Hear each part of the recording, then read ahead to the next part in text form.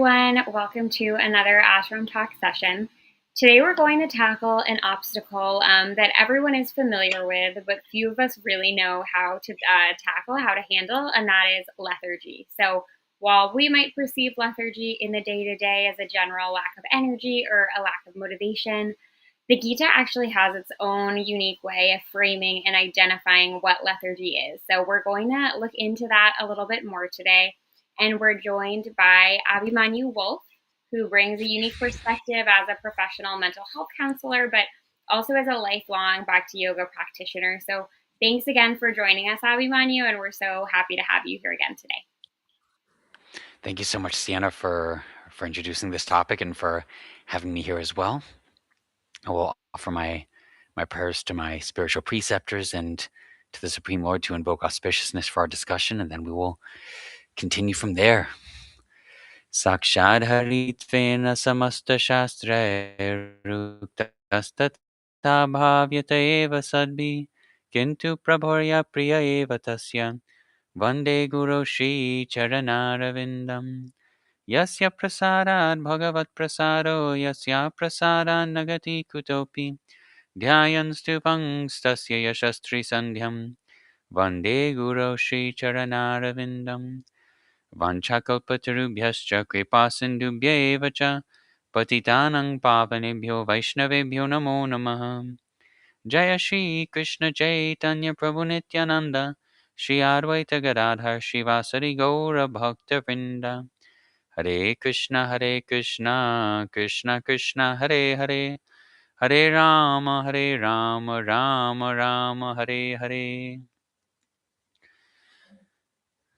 All right, so giving thanks to all of the spiritual masters in our line, ultimately to Shri Krishna and to Arjuna themselves for disseminating this transcendental knowledge into this world and for helping us to find, the purpose, the meaning of our very existence. And so for today, we are studying chapter 3, verse 30 of the Bhagavad Gita, where Sri Krishna says, Mai sarvani karmani sanyasyadhyatma chetasa nirashir nirmamo bhutva yudyasva vigatajvara. Therefore, O Arjuna, surrendering all your works unto me, with mind intent on me and without desire for gain, and free from egoism and lethargy, fight. And so the topic for today is letting go of lethargy. And I just heard from one great Vaishnava speaker named Prem Prayojan Prabhu. He talks about how sometimes people, when they're if they're very lazy, if they're very lethargic, they'll say like, "Oh, well, I don't have a strong enjoying spirit. I don't have the they sometimes call it Purusha Bhav, the enjoying spirit." And sometimes if somebody's really depressed, lethargic, lazy, they'll say, "Well, I don't have an enjoying spirit. I'm not enjoying. I'm just being lazy. I'm being a couch potato, whatever it is." But I found it interesting that he said that actually no, this laziness or this lethargy is one of the main forms of our enjoyment spirit. And so it got me thinking for a long time of how is laziness or lethargy one of the main forms of the materialistic enjoying spirit. And that gets to kind of what Krishna is talking about earlier in this verse, that the very the Svarup, as it's called, the very real form of the jiva, the conscious living entity that animates the body and the subtle body. The real form of Krishna is Jivara Svarupahoy, Krishna and Nityadas, that we are eternally the servant of Krishna, and we are eternally spiritual. We are not material beings. It's, as it's often said, we are spiritual beings having a human experience, not human beings who occasionally have a spiritual experience. And we may be very deeply immersed in our human experience, but still, we are ultimately conscious beings separate from the bodies that we inhabit and that we animate. And one of our great teachers, Srila Sachidananda Bhaktivinoda Thakur, he said in his song Radha Krishna Bol Bol sings, "A Jeev Krishna Das Jeev Krishna Das Evishvas Korletar Dukanai," that if you just truly understand and realize your eternal nature as the eternal servant of Krishna, the Kinkar, as it's called in Sanskrit, then all of your suffering goes away. And Sanskrit is it's a very beautiful and fascinating language. Every single syllable of a word in Sanskrit can have many, many different meanings and it has very deep meaning attached to it. And so this word for servant, or at least one of the words for servant, is kinkar, which when broken down, there's one word kim and the other word is kar. So the word kim means what, and kar means do. So it translates to what to do, or more specifically, what can I do for you, my lord? And so this is the very meaning of what it means to be a servant, to actively be thinking, well, what does the object of my service need? What can I do for you? What can I do for you out of love ultimately? And so this is again when we let go of the materialistic enjoyment spirit and we get in touch with our true nature as lovers of God, as lovers of that divine spirit, then as Krishna is saying here, then we start to surrender our work to Krishna. And it's not just okay, well, I'm not just working for myself. And even, I know in my counseling work, a lot of times, depending on, you could say a person's adhikar, their level of maybe conscious awareness, their level of spiritual awareness. Sometimes I do have to bring people to actually focus on themselves. Nowadays people call it codependency, where basically somebody, and there's not really it's not, a clinical diagnostic term. It is more of a colloquial term, but basically as people refer to it, codependency is when somebody sort of doesn't necessarily take responsibility for their own choices, even for their own emotions. They're sort of let other people define them, let other people define who they are, what they're supposed to want. And so, I know a lot of my work as a counselor, I have to say, okay, well, okay, this is what this person wants to do. This is the job they want you to work. This is the person they want you to marry. This is the place they want you to live. But what do you want? And so, a lot of my counseling work is first to take people from, just external praise and validation, and getting back to what they want. Because on one level, lethargy can be if we are too disconnected from our own nature and from our own self. If we're not even willing to ask, what do I want? And we're just kind of being swept along by life. Okay, you go through school, and then after high school, you go to college, and then you get a job, and you're just kind of going to the schools and getting the degrees and getting the jobs that people tell you to get. Um, and then you find that even when you're doing everything you're supposed to, life is not all that it was promised to be. That is definitely one cause for lethargy that I see on a very practical level, when people fall too far outside of their nature. And so a lot of my work is to help people to actually start thinking, yeah, what is my true nature? Who do I actually want to be around? When have I even felt most happy in my life? When have I felt most enthusiastic? Um, I know even for myself, and as I'm furthering my career, at one point I was looking into a trauma certification, and I just could not find the energy to do it. And I still haven't finished it. It's been sitting in my files waiting to be done.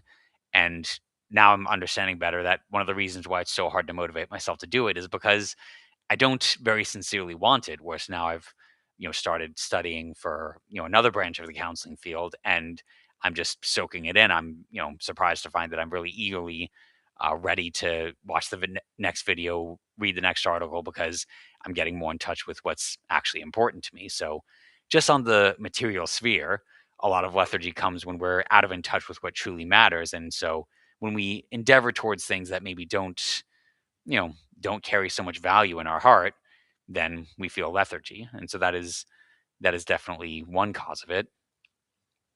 And then Krishna, from that point, even if, okay, well, now I am doing everything I want in life, and by God's grace, I may even have the facility to achieve my desires. And so Krishna is calling us to come even above that, to come to a higher level of satisfaction, that yes, we get in touch with the nature, we are as God intended us to be. There's no accidents. And then it's going outside of just ourself. What do I want? What makes me feel good?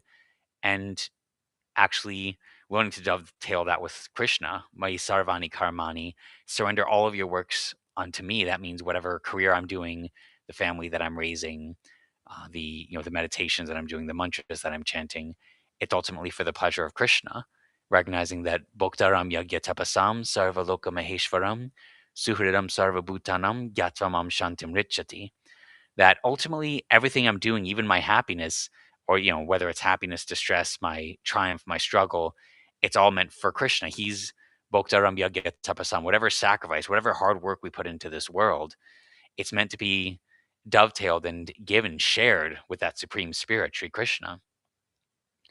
And once we recognize that, again, it's, and I know I had mentioned it in a previous ashram talks that Srila Prabhupada, the author of our main commentary on the Gita, he talks about the peace formula that, um, there's a common debate in philosophy: is God all merciful or is he all powerful?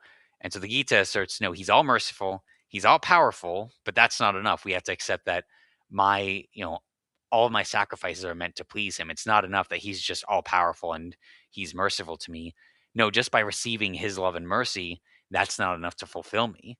That, Krishna, when he's saying surrender unto me, mind intent on me, it's not an egotistical thing on Krishna's part.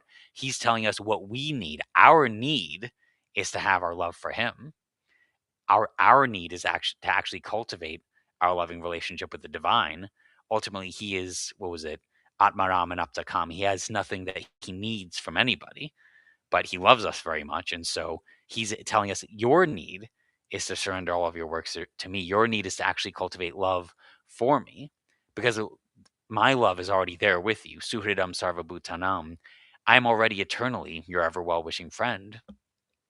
And so, with this foundational understanding in mind, you don't need to worry about receiving love, even in, more, you could say, secular terms in the self-help field. There's a book called "I Need Your Love. Is That True?" by Byron Katie, and the author, she talks about how so much of our, practically the majority of our suffering comes from the assumptions that we need love, approval, and validation from others, instead of recognizing that we have the love fundamental just in our inherent being. We have that love and joy within us. And so Shri Krishna, he's in one sense, he's telling us, first he's saying, okay, surrender your works unto me, keep your mind intent on me. This is the, both the practice and the goal, if you will. And then he's telling us what actually gets in the way, what actually, on one hand, he's telling us to give up lethargy. On the other hand, he's telling us what causes lethargy in the first place, that without desire for gain. So what was that? Nir ashir. Asha in Sanskrit means hope or desire. So nir ashir means without any ulterior motive. Um, and this again applies both in our worldly relationships as well as our relationship with the divine.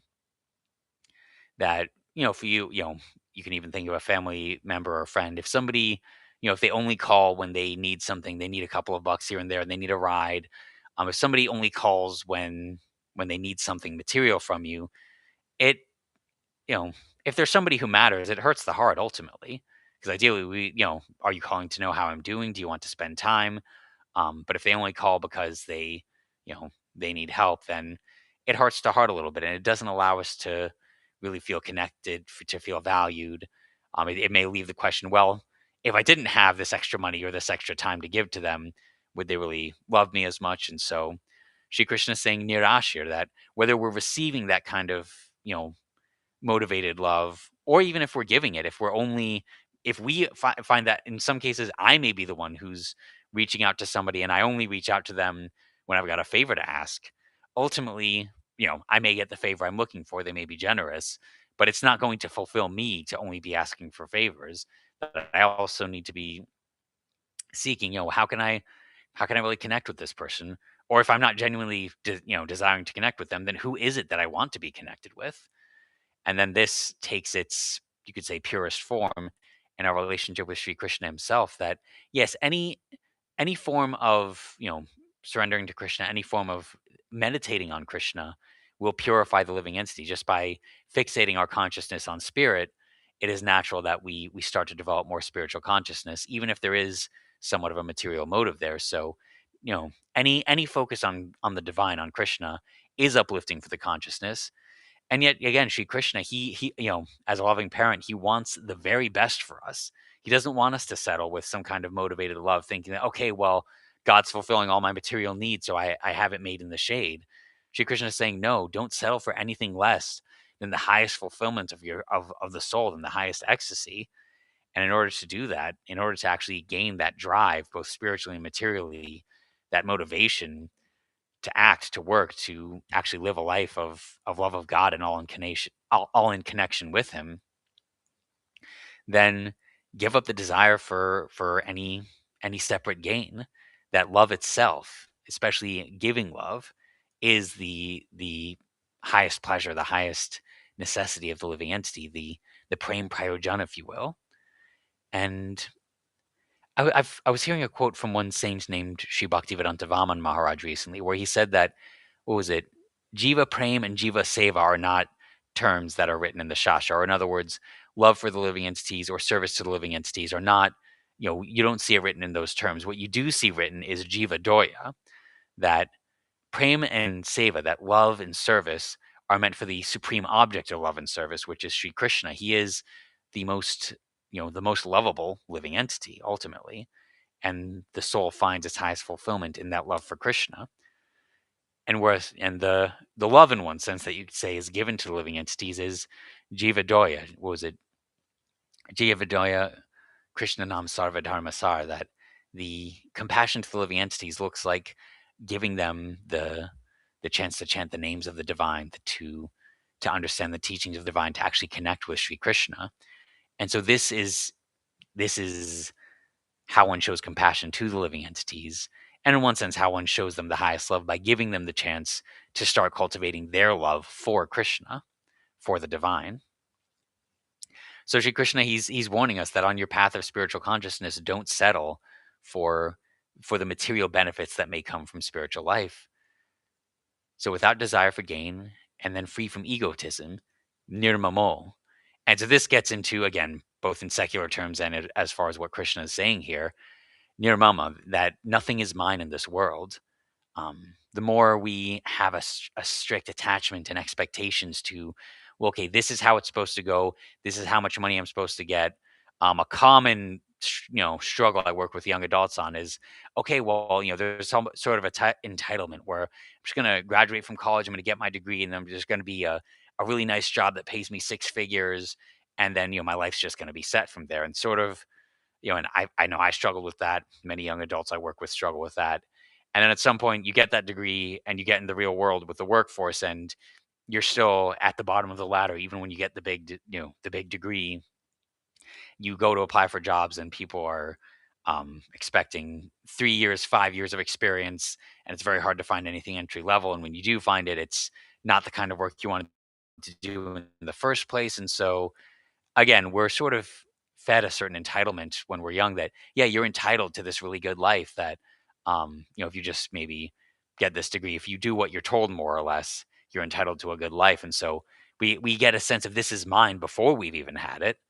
And then when the reality sets in and we don't have it, then that can cause great anger. That can cause great depression, where sometimes just people get depressed. Like, hey, well, I reached the top of the mountain, and it's depressing up here. There's nothing up here, because again, we were ironically raised sometimes with an entitlement of, yeah, you're going to get this good life, and then it's not waiting there for us, or at least it doesn't just come automatically. That there's so much more climbing up the mountain that needs to be done. So nirmamo, don't take for granted, don't feel entitled to anything in this world. There's a book called The Four Agreements by Don Miguel Ruiz, where the author he talks about how, the angel of death, in his terms, or in the terms of the Gita, all devouring death, time, that the time factor takes away everything in this world. Everything in the past that's dead to us, everything in the past that we don't need anymore, is dead. Any previous conflicts, previous, mistakes that we've made, those things are all in the past now. They're ultimately dead. And so that, in that way, time, or ironically death itself, allows us to live fully in the moment. And it's also a reminder for us that anything I have, including my own body, what to speak of my money, my wealth, my family, my house, none of these things can truly be said to be mine, because they could all be taken away at any moment. Wealth can be taken away, financial, material, physical security can be taken away. And even, again, my own health can be taken away. My own body can die. The bodies of my loved ones can die. And so the very fact, existentially, that any of these things could be taken away at any time, it means that they're not mine. If I'm really logically, if I'm really philosophically thinking about it, if it was mine, then the world couldn't take it away from me. And so once we come to realize this, at first may sound like a harsh realization, but when we realize it deeply, no, nothing is mine in this world. So that means everything that it currently lays in my hands, if my body is healthy, if I have enough wealth, if I have a good home, a good family. Anything that I have is a blessing, not something to be entitled to, but something to be very grateful for. And rather than asking, well, how do I make sure to keep this? What happens if I lose these things that I cherish so much? No, it's asking, yeah, what's important while I have all of these gifts before me. So Nirmamo, as Krishna is saying, that none of these things are mine. They're all gifts from the divine. They're all meant to be used ultimately in Krishna's service. Going back to the beginning of the verse, that whatever I have, my health, my wealth, my family, my mind, all of these things are meant to be used for Krishna, and I find my highest fulfillment in in using that to support his service, his remembrance, the spreading of his message. So then, free from egotism, nirmamo, and then at last it talks about lethargy itself, or as the Sanskrit says, vigata jvara, a feverish mentality. That Shri Krishna says that is the more we learn to follow his instructions as they're laid out here in books like Bhagavad Gita, Srimad Bhagavatam, the more we get in touch with our natural spiritual position as the eternal servant of Krishna, then we can come to the point where we're able to give up a feverish mentality, where we're able to give up our lethargy, recognizing that one, again, part of it is for us ourselves as spiritual beings, and deeper, it's for our relationship with Krishna that I find the highest motivation, the highest enthusiasm by engaging in that relationship with Krishna. There's always something very beautiful to live for in Krishna consciousness. Um, and to some extent, Krishna consciousness, that giving up lethargy, and in this case, Krishna is saying to fight because Arjuna is literally on a battlefield and he's a warrior, so his duty is to fight. And for us, that fight might look more like taking care of our home, working, spending time with family. Not necessarily a fight per se, but it's you know it can be for those of us who struggle with it a lot, the fight with lethargy of finding reason to be really excited to live the life that we're living, to recognize that again, I have so much to be grateful for. Nothing is truly mine in this world. And so yes, let me give myself with full purpose, with full motivation, with full curiosity and enthusiasm to all the endeavors I have. And as Krishna explains in Bhagavad Gita, part of that is surrendering our works unto him. In my case, I'm a mental health counselor. And so part of it is, I try, in my own little way, I try to help people. Oftentimes I will try to help people recognize you're not this body and you're not this mind, just to get them more conscious of their experience. Naturally, whatever money I earn, I try to spend it in the maintenance of Krishna's home, because again, this home belongs to Krishna. The money that comes my way belongs to Krishna. So I try to use the money in service to Krishna's home. And the process of Bhakti Yoga is so sweet and sublime that it's not even just, an like a mental exercise or a meditation. That Sri Krishna, he accepts the form of Sri Murti, the deity form that is manifest before the external senses of the soul, where Sri Krishna, he will accept the physical service we have to render with our current senses, even though my consciousness may be material. I only have this material body and senses. And so Sri Krishna takes the deity or the Murti form in order to accept our service. And so it's recommended that, for those who are householders not living in an ashram, to have either the installed deities that have been installed by a very exalted devotee of Krishna, or at the very least, a very beautiful picture of Krishna that has it can be pictures of deities that have been installed, and thus one can begin to treat the home as actually, this is Krishna's home. I'm a servant in Krishna's home, and even my family members, they're also Krishna's servants. So in that sense, I'm relating to my family members, to my loved ones. I'm relating to them in relation to Krishna, that they're Krishna's servants and maidservants. And so I love them deeply. I take care of them with great affection. I wish the best for them. I forgive them for whatever flaws they have. I overlook whatever shortcomings they have, recognizing that they're conditioned just like me, and they are where they are meant to be in their spiritual journey. And so the more, I can develop this kind of Krishna consciousness, then it's natural that I will give up lethargy. I will be motivated to act in Krishna consciousness, to act spiritually, and to act for the welfare of others. And so Sri Krishna, Srila Prabhupada in his explanation to this verse of the Gita, he explains that this verse clearly indicates the purpose of the Bhagavad Gita, and he takes it a step further, saying that the Lord instructs that one has to become fully Krishna conscious to discharge duties as if in military discipline. Such an injunction may make things a little difficult. Nevertheless, duties must be carried out with dependence on Krishna, because that is the constitutional position of the living entity. The living entity cannot be happy independent of the cooperation of the Supreme Lord, because this eternal constitutional position of the living entity is to become subordinate to the desires of the Lord. And so Srila Prabhupada, he's, sort of echoing the desires of Krishna here, saying that, yeah, when Krishna says, surrender your works unto me, have your mind intent on me, give up lethargy, he's saying have even a level of military discipline that sometimes our mind and senses, we might, not want to wake up early in the morning or something. But ultimately, in order to find the vitality we're looking for, we need to not rely too much on essentially on lethargy, on laziness, on sleep. We need to be willing to actually discipline ourselves to do the things that give us that motivation and energy. And I know in the Bhakti tradition, one of the main, one of the main practices that's encouraged is to rise early in the morning and to start the day with service to Krishna. It can be tempting to sort of kind of roll out of bed and just do what's needed to get to work and go. I know I sometimes struggle with that too, and so I've lately been trying to wake up even just a little bit earlier to at least start some of my service to Krishna in the home. And ultimately the aspiration I know for myself is to try to wake up earlier and earlier so I can begin chanting the name of Krishna early in the morning. At least on some special days, sometimes I'm able to. And so I know that's, kind of where I'm at in my spiritual life. There have been times where, especially in ashram life, where I was able to wake up much earlier in the morning. And so it's, we kind of look at from where we're at and to the best of our ability, try to at least start the day with some act of service, some acts of bhakti yoga.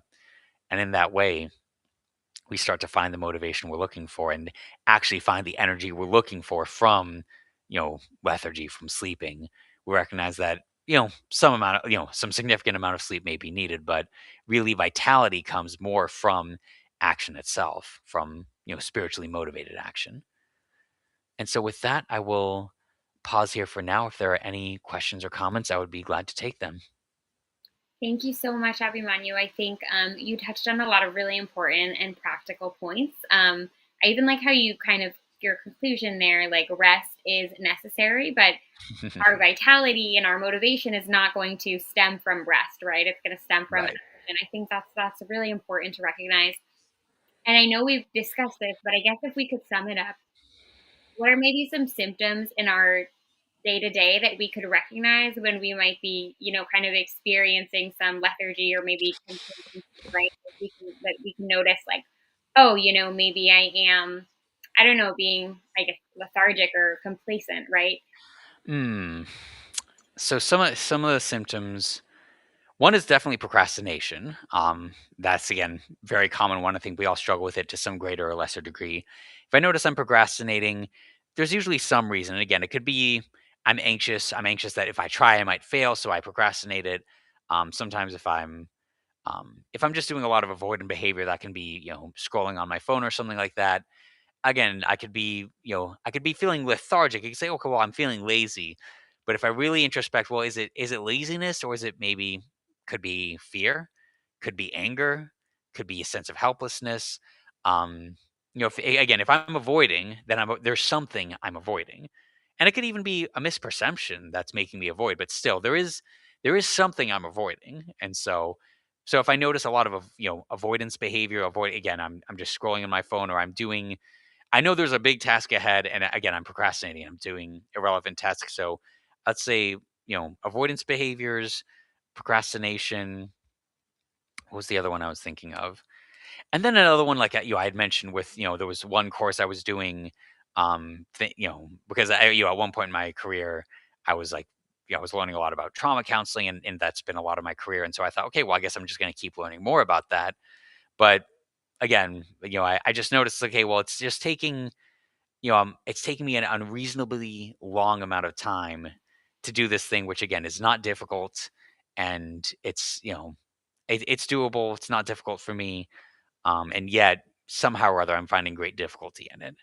And whereas, when I find something that's actually more relevant for where I'm at right now in my career development, then that's kind of going in the field that I'm more fascinated with, then suddenly it becomes very easy. The lethargy's kind of miraculously gone. And so yeah, if we find that it's, something that we know is not difficult, we're having unnecessary difficulty doing it, that's also a sign of lethargy. Okay, yeah, no, that's great because those are such easy moments to identify, right? We've all Yeah. had those times like I'm scrolling or I'm stalling and there's no reason that I'm doing it. And then, so like, let's say we find ourselves doing one of those things. What is one thing maybe we can do in Mm. that moment to kind of try to shift the trajectory a little bit? Mm. And I know there might not be one thing, right? I know it's going to be different for everyone. Hmm. Something. So if the three were, one is avoid. So there's avoidance behaviors, procrastination, and just having having an unnecessarily difficult time doing something easy. So one for the procrastination, I mean, in the word, in the, as what was it? There's the book, The Road Less Traveled by M. Scott Peck. He talks about building the habit of doing the difficult thing first. So basically, it's making an intentional habit that of my to do list, make a habit of doing the most difficult and dreaded thing on the list first. Um, so it's taking a willful act of courage, meaning that I'm afraid of doing this thing, I'm not looking forward to it, and I do it anyway. So, and it's building the habit of let me get the difficult thing out of the way first, and that way afterwards I can kind of go downhill. So that's one practical thing of just willfully do the thing that I'm dreading the most. That there's someone who I've got to confront them about something, and I'm avoiding that with I'm suddenly being very productive around the house, avoiding the one conversation I don't want to have. So the antidote is drop everything else and have the conversation as soon as possible. And if it's something that's like has to be face to face, schedule with them. Let's make this happen. So that's one thing. Just take the act of courage. Um, so See, that's it's with procrastination, it's do the thing we're procrastinating. Um, and then what was it? With again, if we find that it's like, I should be doing this, then look at okay, well, I can ask it, is this thing really important to me? Oh yeah, with avoidance behaviors, um, it's trying to recognize okay, well, my anxiety more or less, and again, the anxiety probably has other emotions underneath it, but on the surface level, my anxiety is leading me to this avoidance behavior. I know for me, frankly, one of the common ones is just scrolling on my phone, and so okay, anxiety is kind of dictating how I behave right now, and so I might have to put my phone down and ask, okay, well, what do I need to do? One technique is just okay, let me just move my body around. Let me take a walk. And by moving my body, it might help my mind move as well. Another option is journaling of, okay, well, yeah, what is it that I'm avoiding right now? Which again, it does tie back with that avoidance behavior. So those are two possible techniques. One is to journal, one is to move the body, just to start getting the brain actually thinking of, okay, well, yeah, what is it that I'm feeling this distressed about? What is it that I'm avoiding? Um, and then if we find that, okay, well, now again, I know I should be doing this thing, but I keep, I just keep on not making time for it.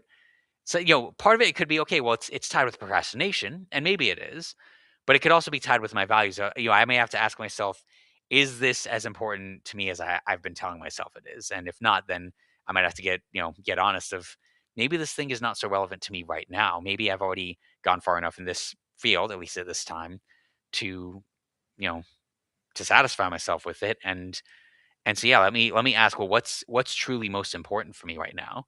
If and maybe this thing, maybe the reason I'm having so much difficulty with this is that it's just not that important to me. So, yeah, asking what do I really want? Yeah, wow. Yeah, that's everything you're describing is so relatable. Like I think we all definitely experience that, and I think even this topic of what is actually happening when we're procrastinating, like emotionally or spiritually, what does that mean for our spiritual life is a whole topic that I think, you could go into and probably do like an entire class about. So, yeah, these topics are Hmm. really interesting and so relevant, I think, to our spiritual progress and our daily productivity, and how those two probably just tie Hmm. into one another. So thank you so much for sharing. We have a comment from Colleen. She says, thank you for your practical experience, informative class. I totally agree. Yeah, so again, thank you for really sharing your perspective. It's always really interesting, again, to get your perspective as a practitioner, but also as a mental health counselor, right? I'm sure you reflect on your own experiences, but you also hear so many experiences, right, that others are sharing with you. So Yeah. everything you bring to the table around these topics is really valuable. Thank you so much, both Sienna and also Colleen, for your participation. Yeah, thank you so much for joining us, and we look forward to seeing you again soon. Thank you. Thank you. And thank you again, everyone who joined us today. We look forward to seeing you again on Thursday at 8 a.m. Eastern Standard Time to continue exploring this chapter of the Bhagavad Gita. See you soon.